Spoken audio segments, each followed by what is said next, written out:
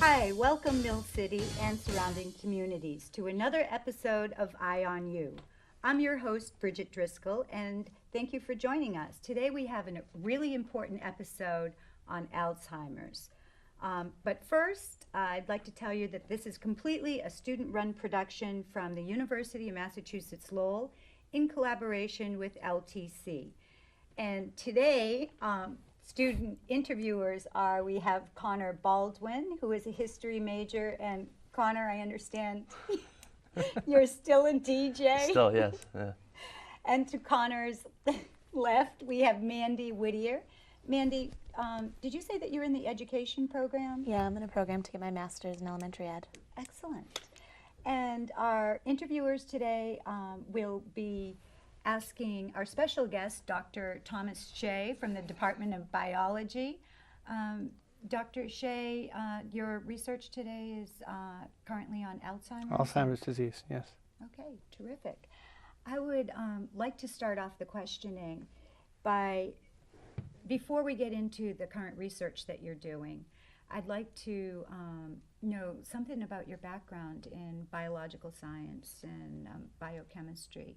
Can you tell us perhaps a story or an anecdote of who inspired you and some of your mentors? Or does one story stick out? I mean, how did you become interested? In Alzheimer's?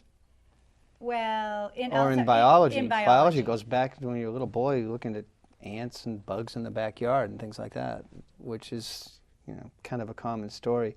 In terms of Alzheimer's, it was my studies as a doctoral student. It became clear that the same things that help our brain develop are the things that go wrong later on in Alzheimer's disease. So that led me from a general study of brain development and nervous system into Alzheimer's. Okay, I remember that you had mentioned that in your family, was there a story about in your family that kind of also sparked an interest? It's always that way. The smartest person in my extended family, one of my aunts, came down with Alzheimer's. I was in my 20s, which makes it a very long time ago, in the latter Cretaceous period, I think. But no, it was the Upper Jurassic, actually. But they found her walking on the median strip of Interstate 95, way up at the Peabody Liberty Tree Mall. The most amazing thing, Alzheimer's patients wander. At the time, we weren't so aware about Alzheimer's disease. The thing that fascinates me is if any of us tried to cross that road, we wouldn't make it, but somehow she just meandered over. They found her walking along, and she said she was trying to walk home. This is a common thing among Alzheimer's patients now. And back then, the family said, well, the doctors think she has that Alzheimer's disease, that brain disease.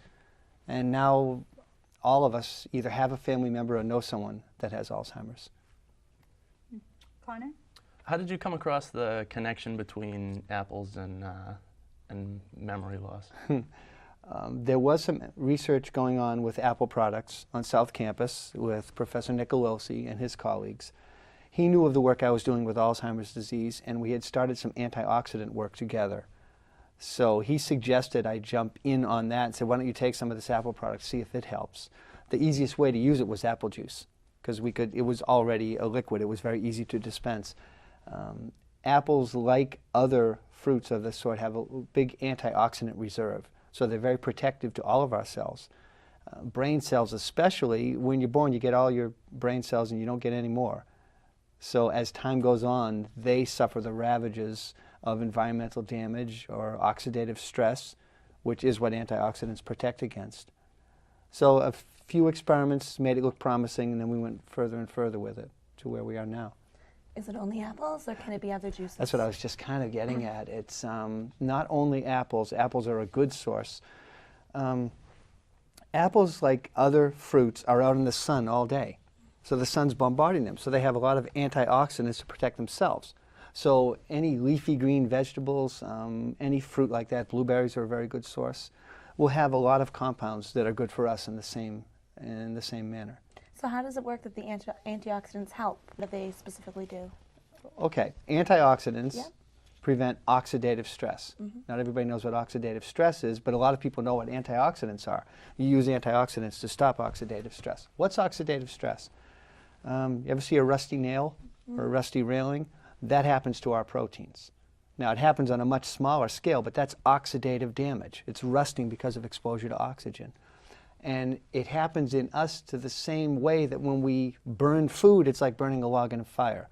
It's on a molecular scale, not as robust as a fireplace, but it's the very same process. So our proteins can burn normally, or they can rust and stay in place. Antioxidants prevent that rusting.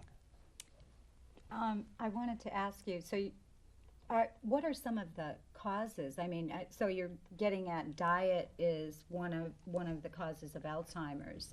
Are there other factors that?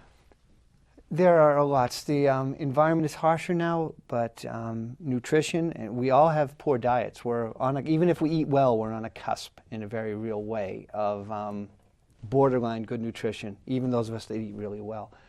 And we're all different. We all have different forms of enzymes that give us our own antioxidant protection. And that's really essential. What do I mean? Well, everyone's got an eye color, but we're all different. There are different forms of eye color. You can have blue eyes, brown eyes, green eyes, gray eyes. These days, blue eyes are less protective than brown because there's UV damage coming from the sun. So brown eyes are a little more robust at holding off that UV damage. So think of that. We all have antioxidant enzymes. Some of them are stronger. Yours may be stronger than mine. So as time goes on, I'll suffer more oxidative damage than you will. If I compound that with a poor diet, over time, that'll add up even worse.